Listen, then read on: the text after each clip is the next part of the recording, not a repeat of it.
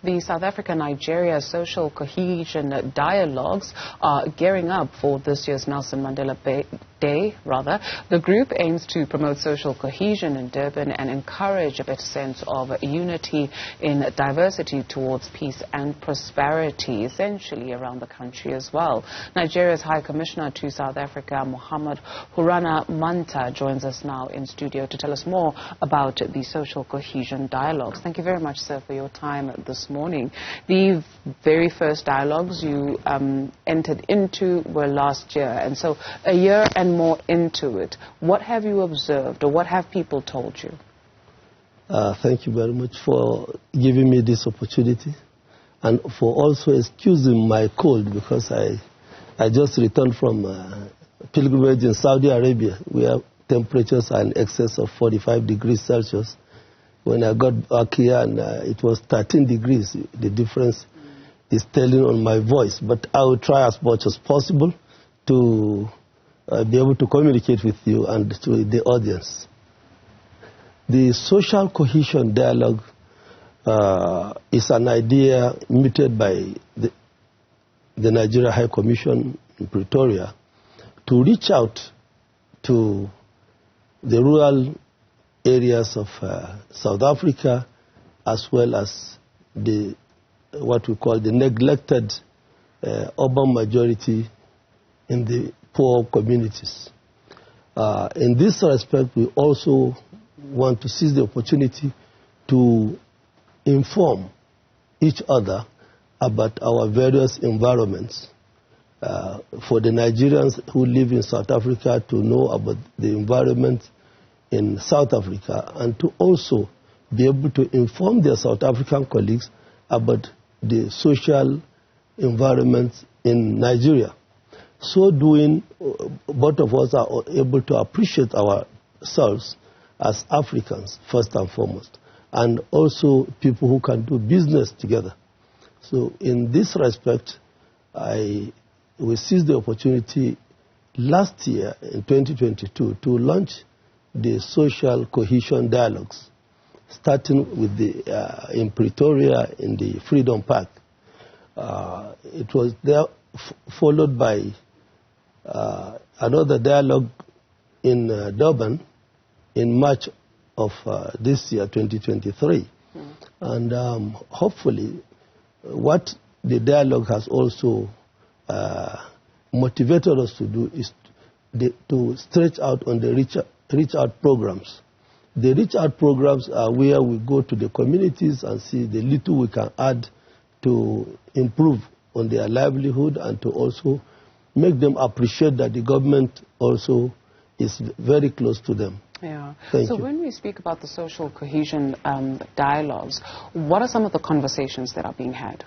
The first issue on the social dialogue conversation scale is Nigeria-South Africa relations. Many of South Africans at the time of freedom fighting and the search for independence, they were the guys who matter today, the digital South Africans, not the analog like me. We are not born. So the digital South Africans do not have the privilege of even appreciating their leaders, not to talk of the leaders outside who assisted their leaders. Let me put it more succinctly.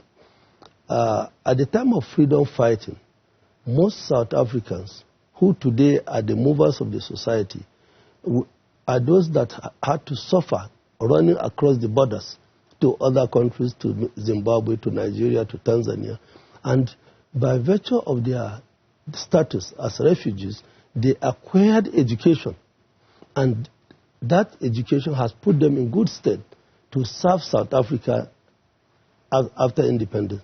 So that is why you find a good number of those who are educated South Africans today are those who went to school outside South Africa. So by and large, it is the social cohesion dialogue series that gives that mantle of interaction between the leadership as well as the general public.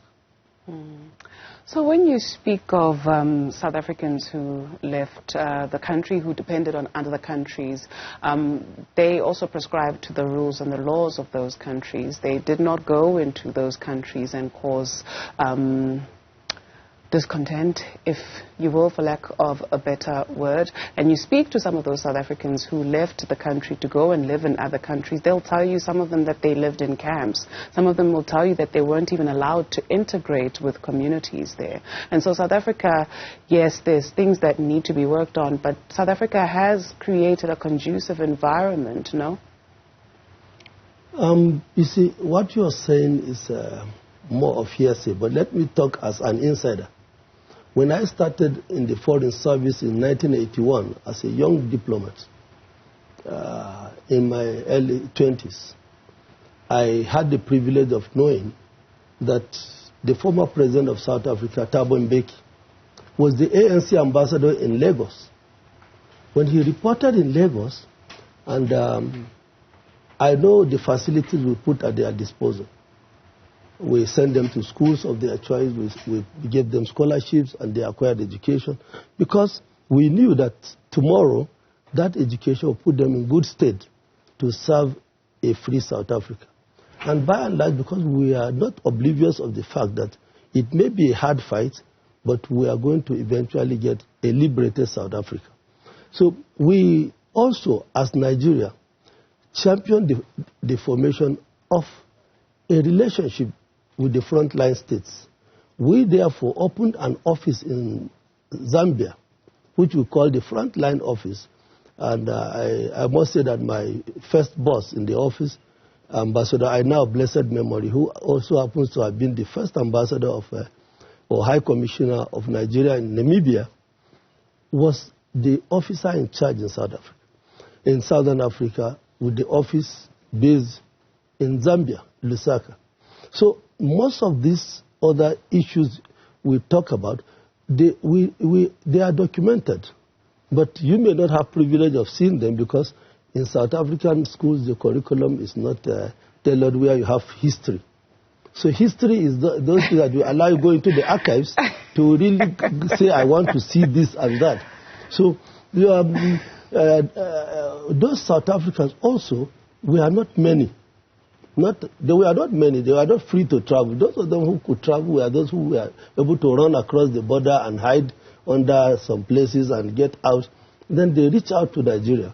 You see, you have been a diplomat from what, the age of 20, you said? Early 20s, 23 years. There's a difference also between, and I'm sure you'll appreciate this, between being a diplomat and the person on the ground. Yes. And the everyday person. They experience things differently. Yes, you may have opened the doors for Thabo Mbeki. Did you open the doors for Lucas Ramela? Do you know who he is? Right? Yes. So there's two different lived experiences of people. But let's get to maybe the business of the social cohesion dialogues. Yeah. As a people, as Africans, are we honest with each other about where we want to go? Thank you very much.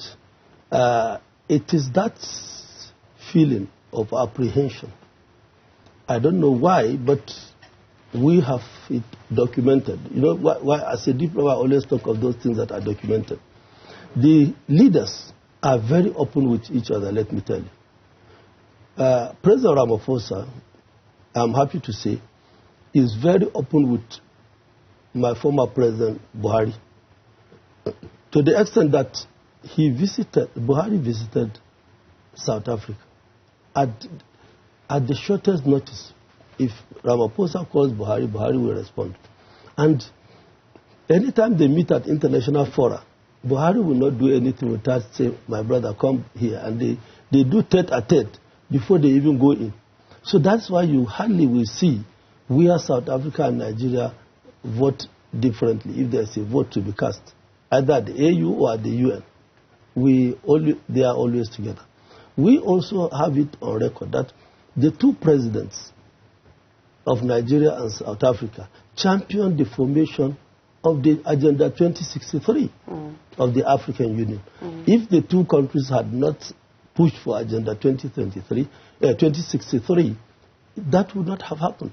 The two presidents also pushed for the formation of the Africa Continental Free Trade Area, which today, happily, South Africa is the first Director General, and the headquarters is in Ghana. So if you look at the way they relate at the top, you know that documented evidence exists that the African leaders, the president of Algeria, the president of Egypt, and the president of Senegal, all of them, the president of Rwanda, they all relate very well. Okay. The problem might be from the implementation. Sure. Down. Just before we let you go, when we speak of social cohesion, is there an understanding of some of the issues that cause friction within our communities, right? Be it in Nigeria, be it in South Africa. When you take a look at the quality of life of the people of both countries, since we're talking about both countries.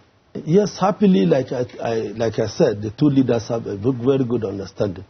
And what is the understanding? What do you read into the understanding? They have a very good understanding. That's why they brought out policies. They are to formulate policies. They cannot implement. It's the people, the bureaucracy that does the implementation. But President Ramaphosa, at the last Binational Commission meeting in Abuja, brought up one of the issues that will bring about interaction through social dialogues by calling for the formation of the Nigeria Youth Forum. And that will be signed, hopefully, later this year, because the documents have gone through various readings and are going to, I am very optimistic that at the next Binational Commission meeting, which is slated for November, December this year, the document will be signed. They also championed the formation of the CMF. For the first time, we created a CMF, which is the Consular and Migration Forum, as a fallout of the Binational Commission held in Abuja. We have had 2 meetings on the CMF this year. That's the bureaucrats comprising the immigration, police, business, community. They constitute the bulk of the Consular and Migration Forum. So the 2 meetings recognize the challenges involved. And one of those challenges is freedom of movement. And they have also put up a very good framework. South Africa particularly accepted. Unfortunately, I do beg your pardon. Yes. Unfortunately, that's all the time we can afford. We've come to the end of the show. Thank you very much for your time this morning. Nigeria's High Commissioner to South Africa, Ambassador Mohammed Haruna Manta. Thank you. And that's it.